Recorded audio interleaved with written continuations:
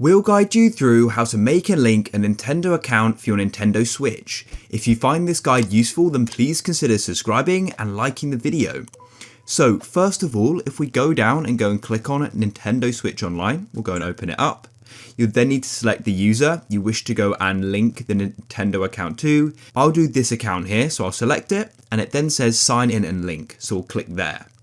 You're then going to be taken to a page with a few different options. And the easiest thing to do is now go onto another device, whether that be a computer, a phone, a tablet, it doesn't matter. And what we want to do is go and search for create Nintendo account. Just like this, and then at the top we've got the official Nintendo site. So I can click there, and then it says create Nintendo account, and what you can do is sign in with Google or Apple, or alternatively you can just go and enter our information down below. So first of all, you'll need to go and choose a nickname. After you've done that, you'll need to enter your email address, a password, and then enter your birthday and gender, and also your country and region. You also need to agree to the agreements and the privacy policies, which I do, and then press continue. Choose to save your password, I won't.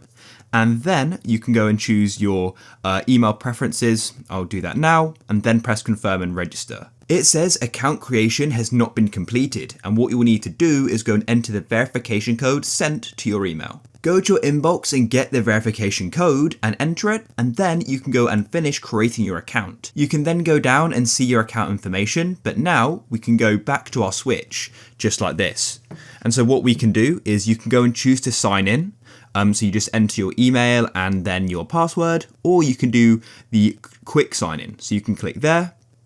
And then what we can do is just go and scan this QR code with our phone. So here we go. I'm just going and scanning it just like this. And then you can click on that link and it will take us straight to the website.